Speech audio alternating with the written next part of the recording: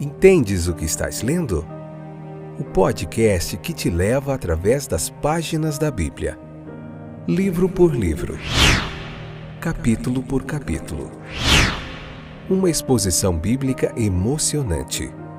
Aperte os cintos e embarque comigo nesta viagem.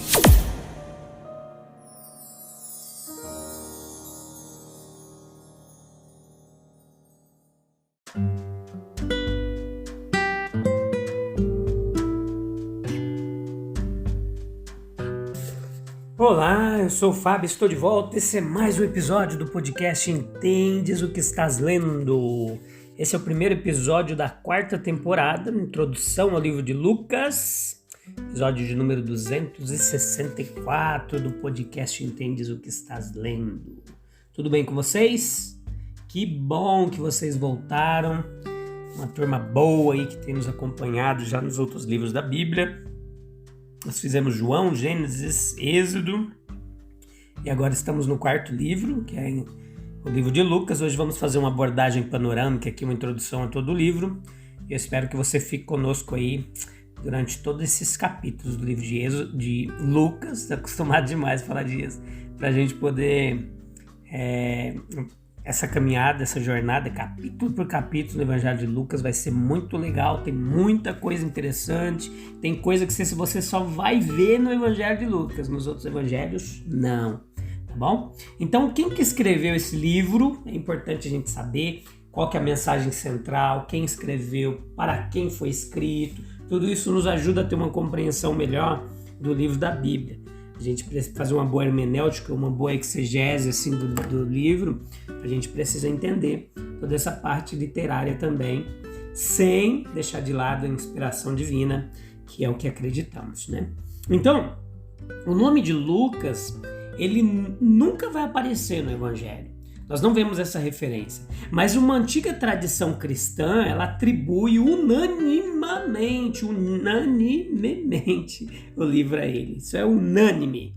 Então, um antigo prólogo escrito para apresentar o Evangelho descreve Lucas como um sírio lá da região da Antioquia, daqueles lá. Com essa informação, nós, os eruditos da Bíblia, aí, os especialistas, aí, os teólogos costumam dizer que Lucas provavelmente não era judeu, isso é certo.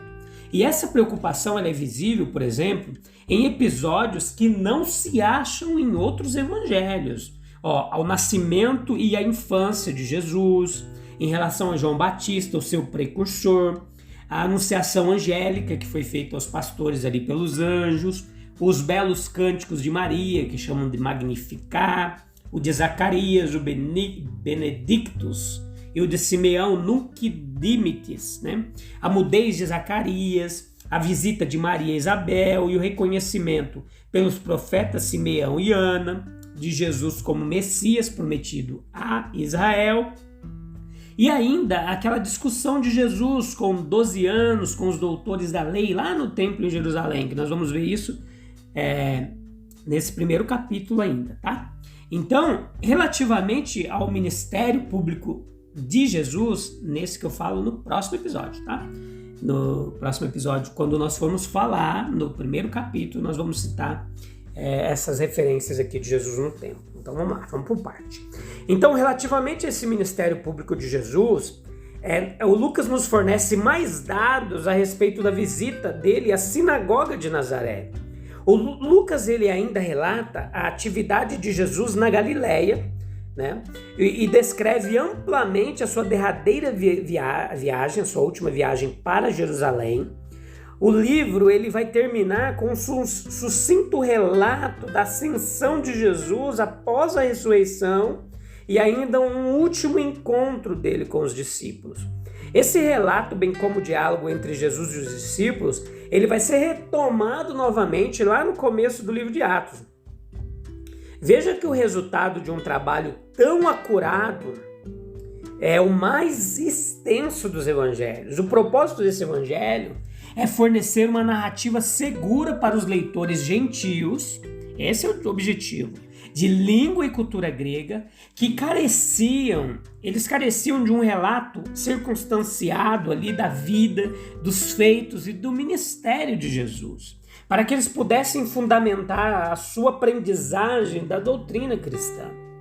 Então note que o antigo prólogo ele continua ainda afirmando que Lucas acabou se estabelecendo na cidade grega de Tebas, e onde ele deve ter morrido com aproximadamente 84 anos. Então viveu bastante para a média daquela época, né? Onde não chegava muito nessa idade não.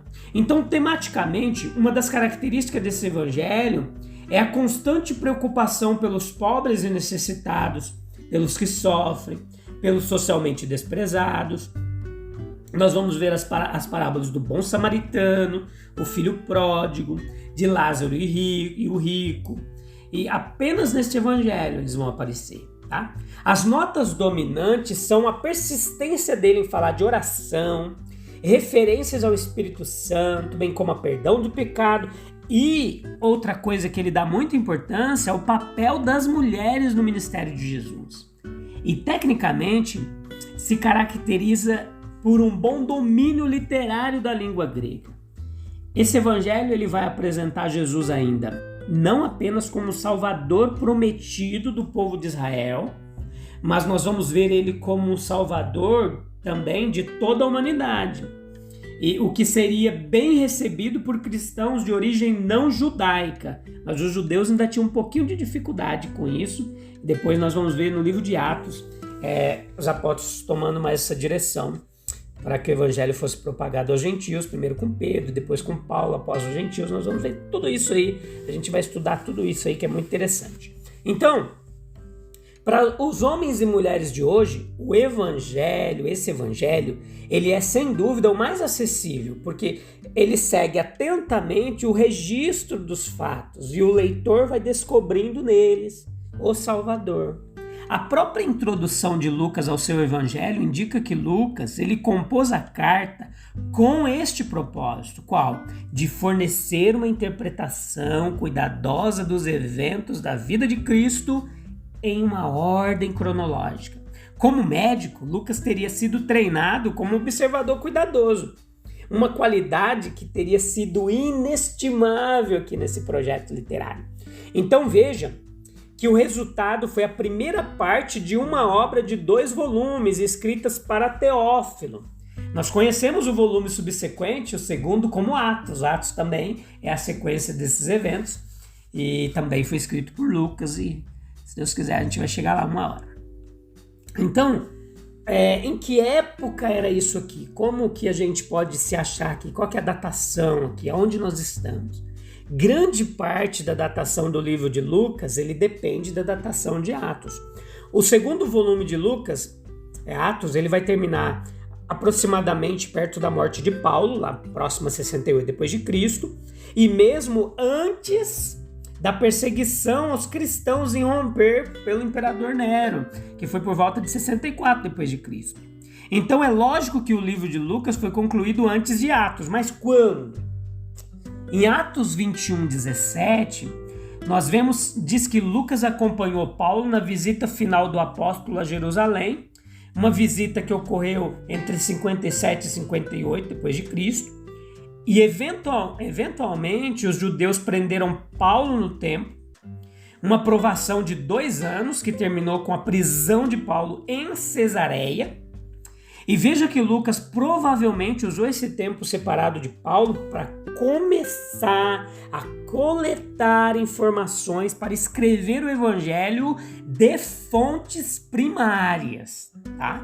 Aquelas pessoas que testemunharam as aparições do ministério, morte e ressurreição de Jesus.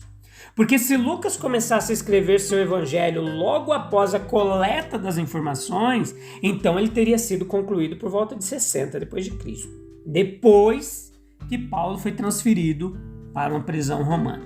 Então, por que é tão importante esse evangelho para nós, queridos, entender sobre Jesus, o Jesus histórico e o Jesus divino, Filho de Deus?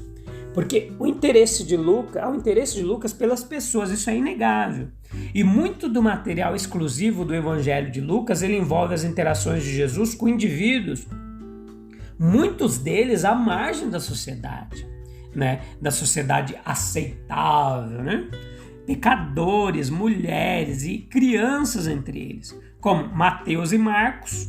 Lucas ele registrou o incidente de uma mulher que veio derramar perfume nos pés de Jesus, mas veja que Lucas ele foi o único escritor do Evangelho a apontar o fato conhecido por todos os presentes de que ela era uma mulher imoral.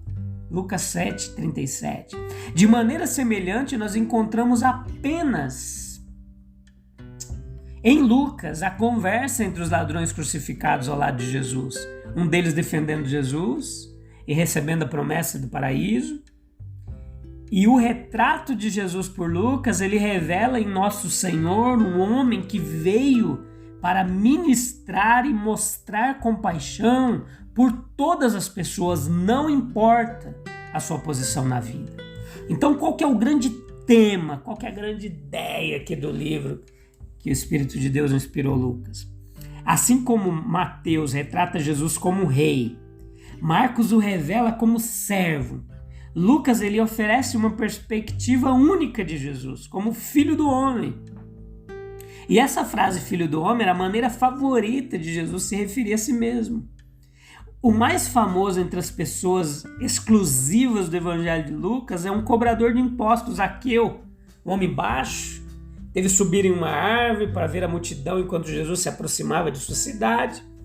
E aí Jesus acaba compartilhando a refeição com Zaqueu na sua casa, para grande desgosto daqueles líderes religiosos hipócritas locais, né? Então, quando Zaqueu ele expressou seu arrependimento por seu antigo modo de vida e prometeu fazer a restituição se ele houvesse danificado alguém, Jesus ele responde com o que se tornou o tema do Evangelho de Lucas. Lucas 19:10. Porque o Filho do Homem veio buscar e salvar o que se havia perdido. Então Lucas ele retratou Jesus como o homem ideal de Deus, esse homem modelo de perfeição, esse Jesus divino, né?